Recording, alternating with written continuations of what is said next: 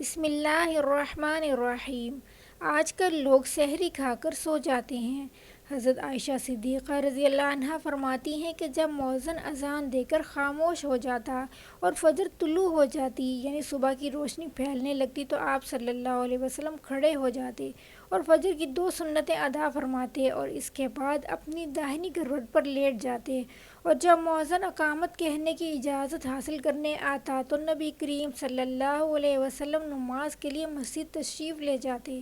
حضرت فاطمہ الزہرا رضی اللہ عنہا فرماتی ہیں کہ میں صبح کے وقت سو رہی تھی کہ نبی کریم صلی اللہ علیہ وسلم میرے پاس سے گزرے۔ آپ نے مجھے پاؤں سے ہلایا اور ارشاد فرمایا، بیٹی اٹھو، اپنے رب کی طرف سے رزق کی تقسیم میں شامل ہو جاؤ اور غفلت شعار لوگوں کی عادت اختیار نہ کرو۔ اللہ جل شانہ فجر سے لے کر طلوع آفتاب تک لوگوں میں رزق کی تقسیم فرماتے ہیں۔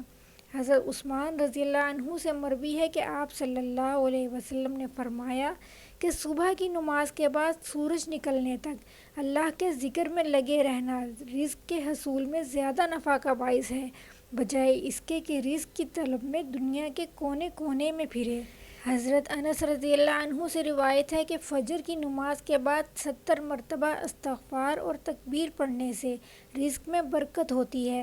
بہت سی روایات میں آتا ہے کہ اللہ تعالیٰ صبح صادق سے لے کر طلوع آفتاب تک اپنی مخلوق میں رزق کی تقسیم فرماتے ہیں، تو جو لوگ اس وقت غفلت کی نیند میں ہوتے ہیں وہ رزق کی برکت سے محروم رہ جاتے ہیں۔ حضرت علی رضی اللہ عنہ سے روایت ہے کہ اللہ کے حکم سے فجر کی نماز کے بعد فرشتے آسمانوں سے رزق لے کر اترتے ہیں اور بندوں میں تقسیم فرماتے ہیں، تو جو لوگ سو رہے ہوتے ہیں ان کا رزق واپس لے کر آسمانوں کی طرف لوٹ جاتے ہیں، پھر یہی لوگ رزق کی تنگی کی شکایت کرتے ہیں۔ ہمارے پیارے نبی پاک صلی اللہ علیہ وسلم اور صحابہ کا معمول تھا کہ وہ فجر کے بعد طلوع آفتاب تک ذکر و اذکار میں مشغول رہتے تھے، جبکہ آج کل ہمارے معاشرے میں رات دیر تک جاگنے اور صبح دیر سے اٹھنے کا رواج ہے، جس کی وجہ سے کچھ لوگوں کی تو فجر کی نماز تک قضا ہو جاتی ہے۔ آپ سے گزارش ہے کہ فجر کی نماز کے بعد طلوع آفتاب تک ذکر اور تسبیح کا اہتمام کریں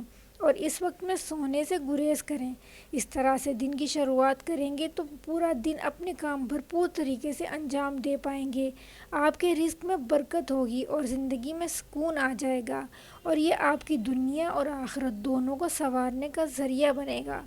جزاک اللہ خیر۔